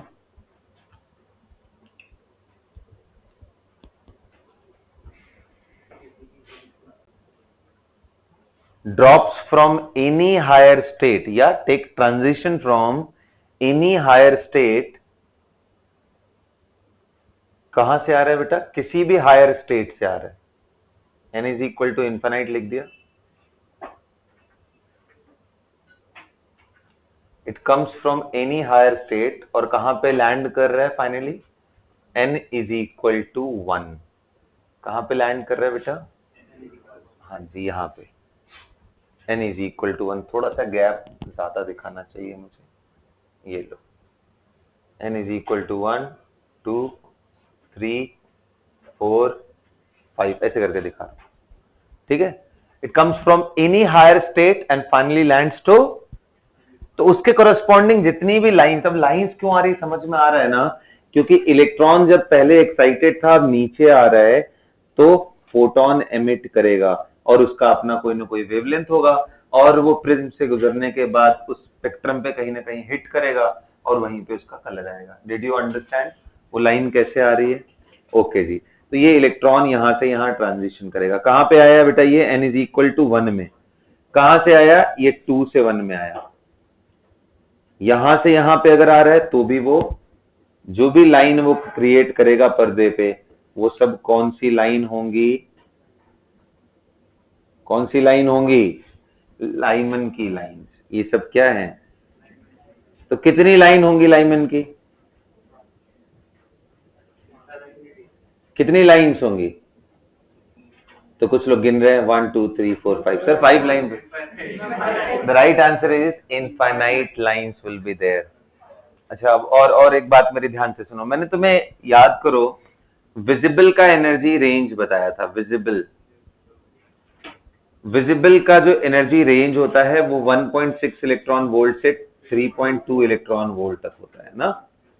अब ये कहां से आया? वही उसके वेवलेंथ वाले रेंज से मैंने निकाल लिया। वेवलेंथ होता है ना विजिबल का, अरे बाबा, रेड से लेकर के वॉयलेट, इसका होता है 3800 एंगस्ट्रॉम से लेकर के 7200, सॉरी उल्टा लिख रहा हूं मैं, वेवलेंथ ज्यादा रेड का होता है तो 7200 एंगस्ट्रॉम से लेकर के 3800। और ये आप निकाल लोगे एनर्जी इज इक्वल टू 1242/λ से, तो निकालोगे तो ये वैल्यूज आएंगी। इतना रेंज होता है। अब बताओ हाइड्रोजन के लिए भी, फॉर एच एटम, हीलियम छोड़ दो बेटा, क्योंकि हीलियम के लिए 4 गुना चीजें बढ़ जाएंगी। क्योंकि हीलियम के लिए याद है ना, energy is equal to -13.6 upon n square into Z square, और ये एनर्जी हाइड्रोजन की है, तो energy of hydrogen into Z square times हो जाएगा उसके लिए। जेड मतलब 2 हो जाएगा, वहां पे 4 गुना बढ़ जाएगा सारा वैल्यू। हाइड्रोजन के लिए गैप कितना था बेटा? 10.2। और ये गैप कितना था? 13.6 इलेक्ट्रॉन वोल्ट। तो बताओ लाइमन सीरीज की जो एनर्जी रेंज है कहां से कहां है? 10.2 मिनिमम उसकी एनर्जी है, वहां से लेके मैक्सिमम कितना दे रहे हैं? 13.6। क्या बताओ ये एनर्जी विजिबल से ज्यादा है या कम है? ज्यादा है। और विजिबल से हायर में कौन होता है बेटा? विजिबल से ऊपर यूवी होता है, नीचे आईआर होता है। ये सुनो, तो सारी लाइंस, लाइमन की सारी लाइंस अल्ट्रा वायलेट रीजन में बिलोंग करती हैं। किस में बिलोंग करती हैं? ये एग्जाम में क्वेश्चन पूछता है। तन्वी ध्यान नहीं है तुम्हारा क्लास में? आ जाओ यहाँ, आगे आ जाओ।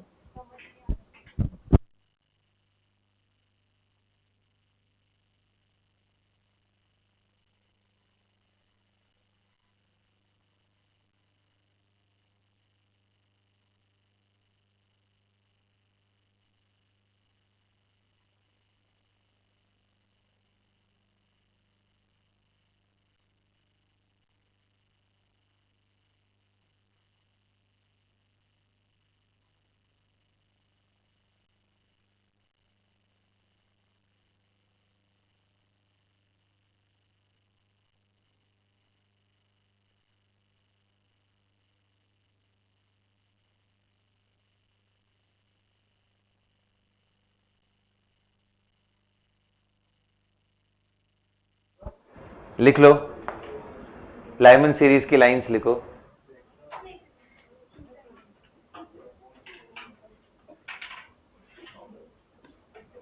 लिखो ऑल द लाइंस, वो जो मैंने लिखवाया था आपको ना, कहां से कहां तक? Taking transition from any higher state to n is equal to 1। लिखो energy range for Lyman series for hydrogen atom कहां से कहां तक है? 10.2 से 13.6। लिख लो जल्दी वैल्यू, एंड लिखो 10.4 टू 13.6। ये कहां पे लाई कर रहा है बेटा? कौन से रीजन में बोलो? हाँ, अल्ट्रा वायलेट रीजन में लाई कर रहा है।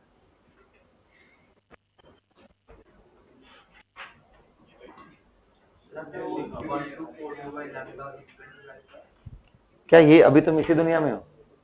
1242 बाई लैम्डा नैनोमीटर। अरे एनर्जी इन इलेक्ट्रॉन वोल्ट निकालते नहीं, फोटोन का एनर्जी नहीं प्रैक्टिस किया है क्या अभी तक? तो फिर तो 1242 बाई लैम्डा नैनोमीटर, यही तो लिखा है इलेक्ट्रॉन वोल्ट में, और क्या लिखा है? यहां तक समझ में आ गया? हाँ, अच्छा जी ध्यान देना, ये जो पहली लाइन मैंने यहां दिखाई है, this is called first line of Lyman. कभी पूछे कि फर्स्ट लाइन ऑफ लाइमन में ट्रांजिशन कहां से कहां हो रहा है? n इज इक्वल टू 2 से लेके n is equal to 1। Third line of Lyman में कहां से कहां हो रहा है? लिमिटिंग लाइन ऑफ लाइमन का मतलब आखिरी वाली जो सबसे दूर से आ रही है, कौन सा? इनफाइनाइट से 1। बोलो, लिख लो उनको डेजिग्नेट करके, first line of Lyman, second line of Lyman and limiting line of Lyman. इसको लिमिटिंग लिख लेना, ये फर्स्ट है, ये सेकंड।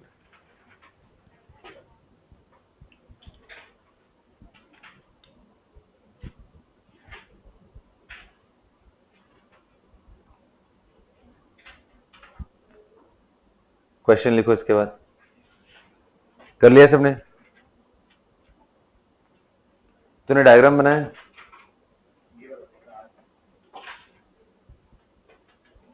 नोट्स, इसका एक बारी नोट्स देखो तुम, तो फिर जाते समय तुम्हें याद रहेगा कि वो कौन सा डायग्राम बनाया था।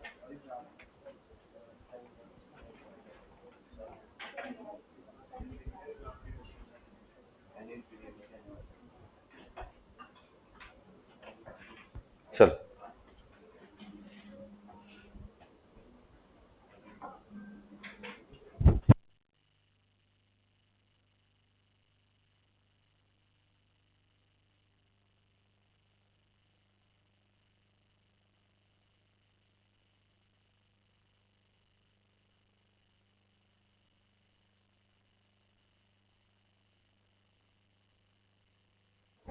कर लिया?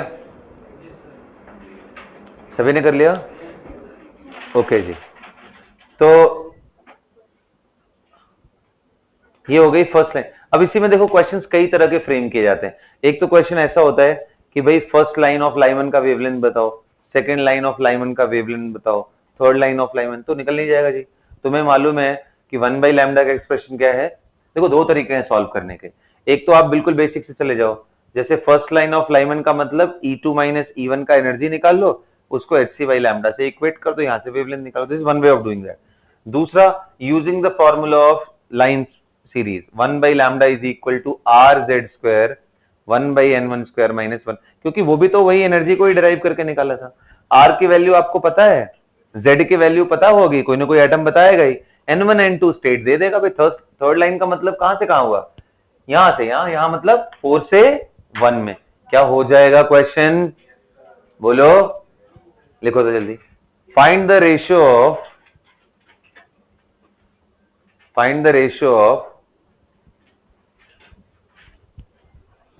find the ratio of wave number, find the ratio of the wave number of the first line of Lyman to third line of Lyman, first line of Lyman to third line of Lyman for helium ion He plus।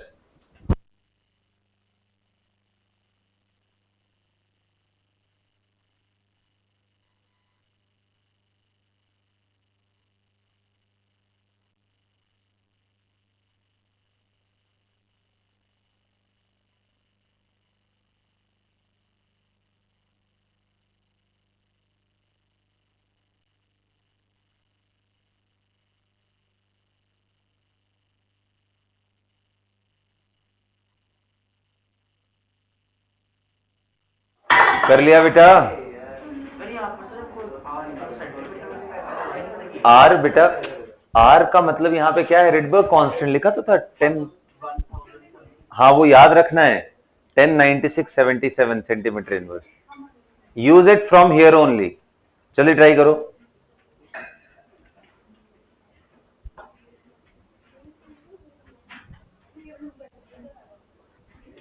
कितना आएगा बेटा? करूं मैं? चलो निकाल लो, फिर बताना। लक्ष्य हुआ?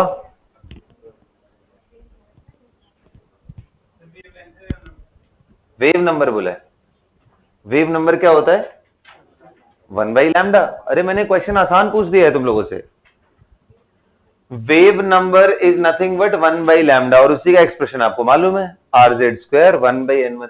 और कभी भी रेशियो पूछा करे ना बेटा, तो वैल्यूज अलग अलग मत निकालो, यहां रख दो, दूसरे वाले में रख दो, डिवाइड कर दो, कई सारे कॉमन फैक्टर्स होंगे, गायब हो जाएंगे। करूं क्या मैं? चलो आओ देखो, और दिखाता हूं कितना आसान है। तुम लोग को थोड़ा तो शर्म आनी चाहिए। देखो पहला वाला निकालते, फर्स्ट लाइन का। फर्स्ट लाइन का निकालूंगा तो RZ स्क्वायर हो जाएगा 1/n1। फर्स्ट लाइन में n1 कितना है देखो तो, n1 कितना है? 1। और n2 कितना है? 2। अरे 2 से ही 1 में आ रहा है ना, ये 1 गया टर्म। सेकेंड निकालते हैं, कौन सा लाइन था? कौन सा बोला था मैंने? Third line. थर्ड लाइन में कहां से कहां जाएगा?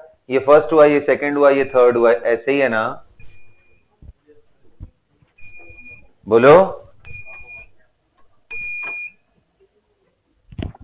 फर्स्ट सेकंड एंड थर्ड में कोई प्रॉब्लम? कहां से कहां आ रहा है? तो थर्ड में अगर आपको देखो तो ये 1 है, ये 2 है, ये 3 है, यहां से आ रहा है। अच्छा जी, तो थर्ड का मतलब 4 से आ रहा है, तो RZ स्क्वायर 1/1 का स्क्वायर माइनस 1/4 का स्क्वायर कर लेंगे। अभी कितने लोग कह रहे हैं कि V1 बार अपॉन V3 बार ही तो पूछा है सर आपने, ये सब गायब हो गया। इधर कितना आ गया? 1/1 minus 1/4 and whole divided by 1/1 minus 1/16। Solve कर लो इसको। 4 minus 1/4 whole divided by 16 minus 1/16, 4 4 जा 16, ये ऊपर आ जाएगा, यहाँ 3 आ जाएगा, यहाँ कितना आ जाएगा? 3 डिवाइडेड बाई 15 इंटू 4, ये सुनो 12/15, तो कितना आ गया? 4/5। क्या था क्वेश्चन में? कोई दम था क्या इसमें? ऐसे थके हारे की तरह बिहेव कर रहे हो तुम लोग। आंसर निकल जाना चाहिए तुरंत। Got it? First line. So Lyman की सीरीज कहां बिलोंग करती है बेटा? बोलो। अल्ट्रा वायलेट रेडिएशन में। Got it? ये अगला लिखिए बामर सीरीज। अच्छा एक बात बताओ, कोई आपसे पूछे कि लाइमन के लिए N1 N2 की वैल्यू क्या लिख रहे हो, तो आप क्या बोलोगे? N1 इज ऑलवेज 1, क्योंकि कहीं से भी आके 1 में रुक रहा है। और N2 की वैल्यू क्या हो गई? 2 3 4 5 6 7 डॉट डॉट डॉट इन्फिनिट। तो ये भी लिख सकते हो आप। तो Lyman series the value of N1 and N2 का इस तरीके से। विजिबल का एनर्जी याद रहेगा ना, 1.6 से 3.2 था।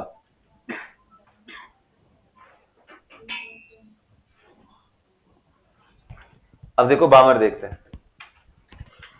बामर देखो, बस ये दो कराने के बाद बाकी मैं आपको जनरलाइज करवा दूंगा। बामर series consist of all the lines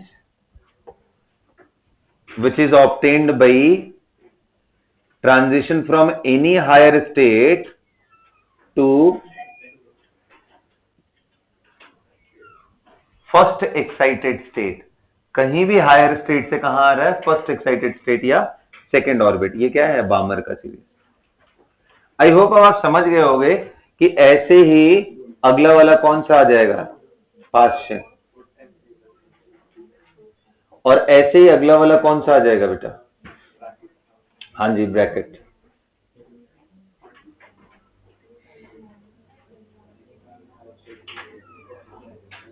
Brackett series, Lyman बामर पाश्चन bracket fund, एक ही में तुम दिखा सकते हो बना के, अगर ढंग से चाहो तो।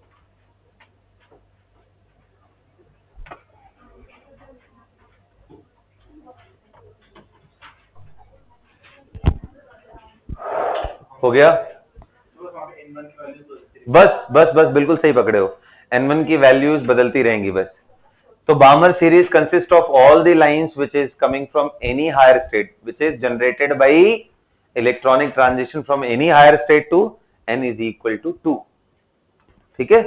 That is N1 is equal to 2 है, बट N2 की वैल्यू 3 4 5 6 डॉट डॉट डॉट। अच्छा एक चीज देखो बेटा, बामर की जो पहली लाइन है, दिस वन फर्स्ट लाइन, उसका एनर्जी बताओ कितना है? नहीं रे, देखना, ये गैप होता है 10.2, ये गैप कितना होता है? 1.89। ये सुनो, और 1.89 is close to this side ना, और ये कौन सा होता है? रेड। और ये कौन सा होता है? वॉयलेट। पहली वाली जो लाइन होती है वो रेड कलर की होती है, दूसरी वाली जो लाइन है वो ग्रीन होती है, निकाल के देखोगे। तीसरी वाली ब्लू, चौथी वाली वॉयलेट होती है। RGB विचार तो याद ही रखो, red green blue violet, and फिर उसके आगे की लाइन है। बामर सीरीज में आप देखो, जो लिमिटिंग लाइन है इनफाइनाइट से जो आ रही है, उसका एनर्जी गैप कितना है? 3.4। इससे बाहर जा रहा है ना, तो थोड़ा पोर्शन उसका कहां पे आता है? अल्ट्रा वॉयलेट में। लेकिन विजिबल के अंदर सारा का सारा लाइंस नहीं है, इसका कुछ पोर्शन किसमें है। लेकिन अगर पूछे विजिबल में कौन सा सीरीज रिप्रेजेंट करता है, तो ओनली बामर इज द वन जो विजिबल के रेंज को रिप्रेजेंट करता है। लाइमन तो हमने देखा अल्ट्रावायलेट में चला गया। सो बामर की लाइंस हाइड्रोजन स्पेक्ट्रम में विजिबल रेंज के अंदर आती हैं। तो ये ऐसी हैं जो आपको क्लियरली दिखाई देंगी, बाकी सब फोटोग्राफिक प्लेट पे दिखेंगी लाइन। हाँ, फोटोग्राफिक प्लेट जैसे एक्सरे की प्लेट नहीं होती, तो पूरा व्हाइट कलर का जो फिल्म होता है, अगर आप एक्सरे पास करो तो ब्लैक हो जाता है, सिर्फ जहां बोन्स रहती है वहां एक्सरे पड़ती नहीं है, वो व्हाइट बचा रहता है। तो वैसे ही फोटोग्राफिक प्लेट यूज करोगे तो बर्न हो जाएगा। कर लिया नोट सबने?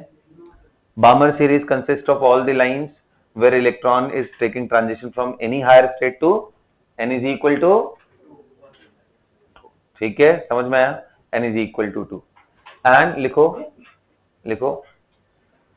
this is the only series of hydrogen spectrum which lies in visible region। हाँ, एक बात और ध्यान रखना है कि विजिबल रीजन के साथ साथ, सुनो मेरी बात, विजिबल रीजन के साथ साथ इनकी लाइंस यूवी में भी मिलती है।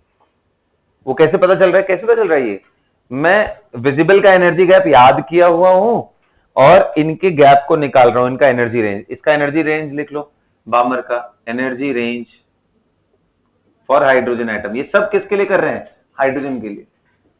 कितना है? 1.89 टू 3.4 इलेक्ट्रॉन वोल्ट।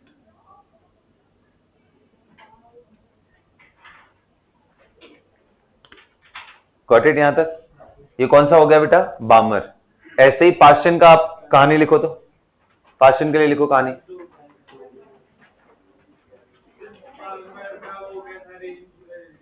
ये लिखवाया तो यार 1 पॉइंट, वो तो खुद से निकाल सकता ना। ये वाला गैप देख ले और इन्फानाइट से गैप देख ले।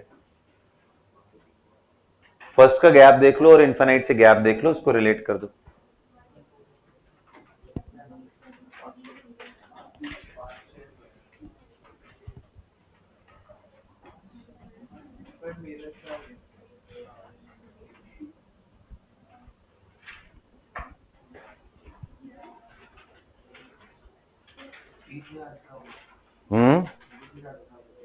क्या बेटा?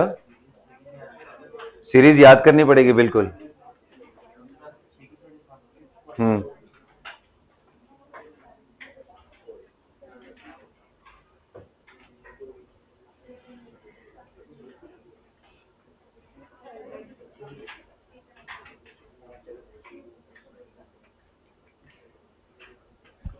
कर लिया बेटा आप लोगों ने? Lyman series, बामर series. पाश्चन कहां से शुरू होगा बताओ? किसी भी हायर स्टेट से आए, कहां पे रुक जाए? सेकेंड एक्साइटेड स्टेट या थर्ड ऑर्बिट में। बताओ उसका जो मिनिमम एनर्जी है वो कितना होगा फर्स्ट लाइन का? 0.66। देखना गैप, देखना यार, अभी तो करवाया है। 0.66। बताओ 0.66 तो इससे भी कम हो गया ना, रेड से भी। तो किस रीजन में चला गया? इंफ्रारेड। ये पाश्चन, ब्रैकेट, फंड, ये सब किस में आते हैं? हाँ, पाश्चन का PASCHEN पाश्चन है, एंड PASCHEN ब्रैकेट ठीक लिखा हुआ है, लिखो BRACKETT bracket. Fund series PFUND fund series. तो देखो यहां पे है बेटा, यहां पे पूरी सीरीज लिख दे रहा हूं। लाइमन, बामर, बिल्कुल बात नहीं बेटा, प्लीज नो डिस्कशन।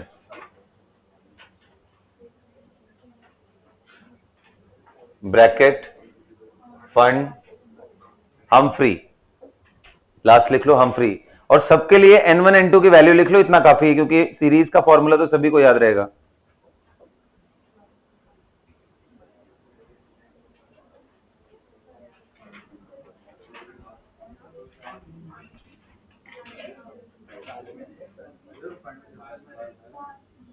हमफ्री,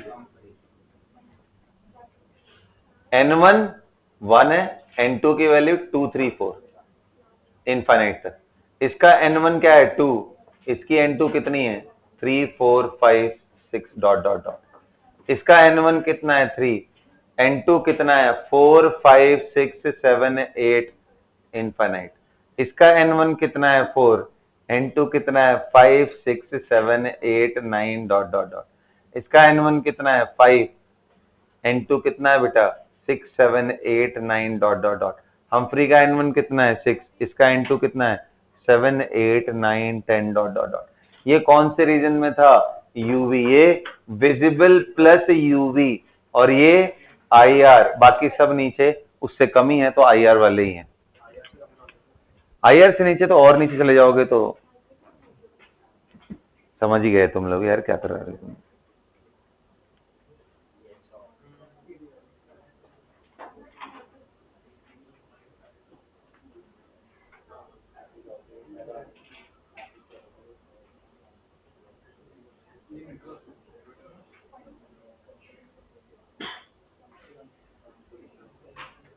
और ये सब सीरीज देखो कब कब ये सब निकाले गए।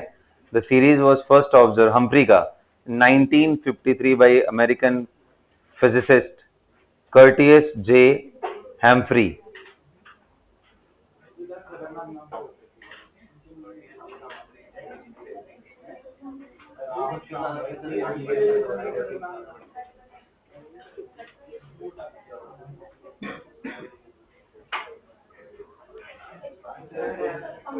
लाइमन सीरीज 1906 से 1914 तक के बीच में इन्होंने पूरा निकाला था वेवलेंथ की वैल्यू।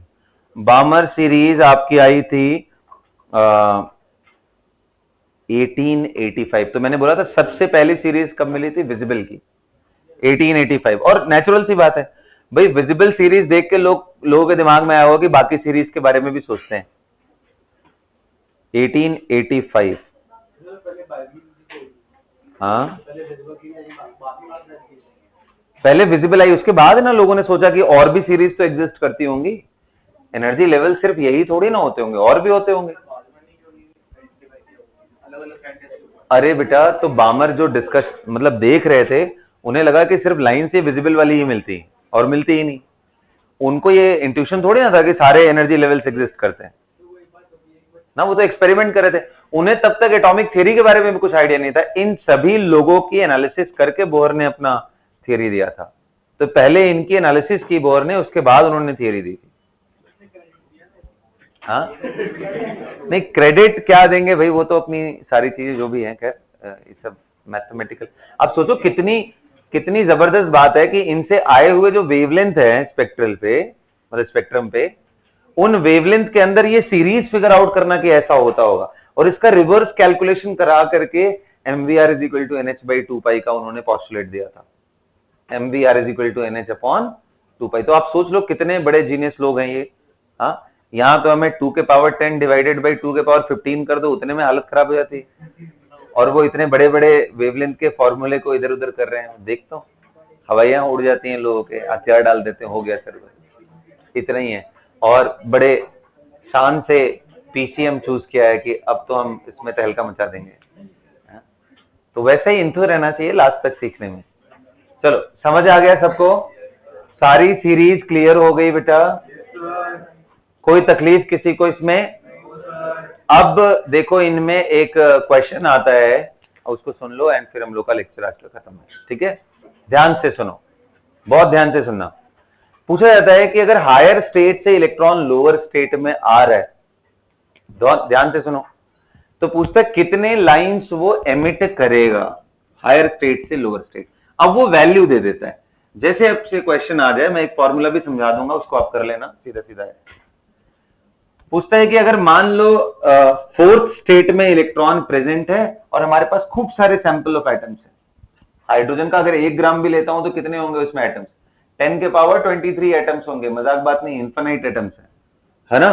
तो अब बोल रहा है कि अगर 4 से उसे कहां आना है? 1 में फाइनली आना है, यानी ये 3 हो गया, ये 2 हो गया, फाइनली 1 में आना है। तो कितने पॉसिबल लाइंस हमें एमिशन सीरीज में पर्दे पे मिलेंगे, गिन के बताओ, ये क्वेश्चन होता है। और एटम्स कितने हैं? इनफिनिट। नहीं बेटा, लाइन में अगर वो वेवलेंथ अलग अलग आएंगी तो अलग अलग लाइंस बनेंगी। 50,000 एटम अगर एक ही वेवलेंथ वाली लाइट को एमिट कर रहे हैं तो पर्दे पे एक ही जगह वो हिट करेगा और एक ही लाइन बनेगी। Did you understand? तो different wavelength will cast different lines on the spectrum. It's not कि जितने एटम है उससे। तो हमें क्या दिमाग लगाना पड़ेगा कि यार किसी एक एटम में जो इलेक्ट्रॉन है वो 1 स्टेप में नीचे आ गया होगा, मतलब चौथे स्टेट से सीधा अपने घर पहुंच गया होगा, तो इसके कोरस्पॉन्डिंग एक वेवलेंथ निकल के आएगा, मतलब इसकी एनर्जी है, उसके कोरस्पॉन्डिंग में hc बाई लैम्डा करूंगा, एक वेवलेंथ आएगा। किसी में ऐसा होगा कि वो इलेक्ट्रॉन यहां से चल के 2 स्टेप में आ रहा होगा, पहले बगल में आंटी के घर पे रुक करके एंड फिर उसके बाद यहां पहुंच रहा होगा। तो यानी एक वेवलेंथ यहां से निकलेगी और एक वेवलेंथ यहां से निकलेगी। फिर 2 स्टेप में एक और पॉसिबिलिटी है कि यहां से यहां चला जाए, फिर यहां से यहां। ये किसी से अभी तक मैच नहीं कर रहा है ना, तो ये हो गया लैम्डा 4 और ये हो गया लैम्डा 5। और कितने लोग कह रहे हैं एक आखिरी पॉसिबिलिटी है कि हर जगह एंजॉय करते हुए जाए वो, मतलब 2 स्टेप के बजाय 3 स्टेप में जाए, यहां भी रुक जाए, नाश्ता वास्ता करके आराम से, फिर यहां से निकले। कहने का मतलब इधर से इधर से इधर से। लेकिन अब देखो तुम ध्यान से, ये गैप हमारा पहले भी कवर हो चुका है, तो इन दोनों के कोरस्पॉन्डिंग जो वेवलेंथ है वो सेम होंगी, तो ये दोनों की कास्टिंग एक ही लाइन की होगी। तो इसलिए इसको क्रॉस मार दो, क्योंकि ये पहले ही आ चुका है। ये कहीं आया, पीछे आके देखो, नहीं आया। ये कहीं आया, हाँ जी आया है, लैम्डा 5, तो इसको भी क्रॉस मार दो, तो लैम्डा 6। कितनी लाइंस मिलेंगी? 6 अलग अलग लाइंस मिलेंगी। ऐसे करके देखा जाता है ना। अब सुनना ये मैंने कैसे किया, फिर से सुनो। एक स्टेप में ट्रांजिशन हो सकता है, ये 2 स्टेप में है, ये 1 स्टेप और ये 3 स्टेप। 3 स्टेप से ज्यादा तो हो ही नहीं पाएगा क्योंकि हर जगह रुकते रुकते आएगा। तो मतलब n से अगर आ रहा है 1 में तो शुरुआत होगा 1 स्टेप से, जाते जाते n-1 स्टेप तक आपको देखना पड़ेगा ना। सॉरी, कितने स्टेप आ रहे हैं भाई? हाँ जी, n-1 स्टेप में, पहले स्टेप से लेके n-1। जैसे 4 से आ रहा था तो 1 स्टेप, 2 स्टेप, 3 स्टेप तक जाएगा। 5 से आ रहा होता तो 5 से 4, 4 से 3, 3 से 2, तो ब्रेक करोगे तो कितने आएंगे? 4 स्टेट्स आएंगे। तो इतने स्टेप में जितनी पॉसिबल लाइंस होंगी उनमें कॉमन लाइन, कॉमन गैप वाले को हटा दोगे तो जितने अलग अलग एनर्जी गैप वाले फोटोन मिल रहे होंगे उतने अलग अलग वेवलेंथ आएंगे, उतनी अलग अलग लाइंस क्रिएट होंगी पर्दे पे। इसका एक बड़ा सिंप्लीफाइड फॉर्मूला है क्योंकि कॉमन लाइंस को आप बार बार नहीं कर पाओगे। n इंटू n माइनस 1/2 जिस स्टेट से आ रहा है और 1 में आ रहा है तो नंबर ऑफ लाइंस का ये फॉर्मूला होता है। अब इसका डेरिवेशन मैं आपको दिखा सकता हूं लेकिन अभी तो फिलहाल आप यही याद कर लो। अगर वो n टू 1 में आ रहा है तो नंबर ऑफ लाइंस ऐसे निकालते हैं, n इंटू n माइनस 1। जैसे देखो 4 से 1 में आ रहा है तो 4 इंटू 3 डिवाइडेड बाई 2 कितना आ रहा है? 6। तो देखो लाइंस कितनी आ रही थी। आप सोचोगे 10 से 1 में आ रहा है तो इसे बना के तुम्हारी तबीयत खराब हो जाएगी। 10 से 1 में 1 स्टेप 2 स्टेप में हालत खराब हो जाएगा, 3 4 तक जाते जाते तो पसीने छूट जाएंगे और पता चला आधे घंटे ले लिया, वही प्रॉब्लम। तो ये ज्यादा बेटर तरीका है n इंटू n माइनस 1/। आता कैसे है इसके बारे में मैं डिस्कशन अगली क्लास में करूंगा। प्यारे बच्चों, आप सभी के पास वर्कशीट मिल चुकी है पहले ही PS9 की, और ये बहुत इंपॉर्टेंट वर्कशीट है। आप अगर पिछली क्लास की चीजें रिवाइज करके और इस क्लास की चीजें रिवाइज करके बैठोगे ढंग से तो आप सब चीज इसमें से कर पाओगे। एक एक क्वेश्चन टाइम लगेगा लेकिन हो जाएगा आपसे, ठीक है।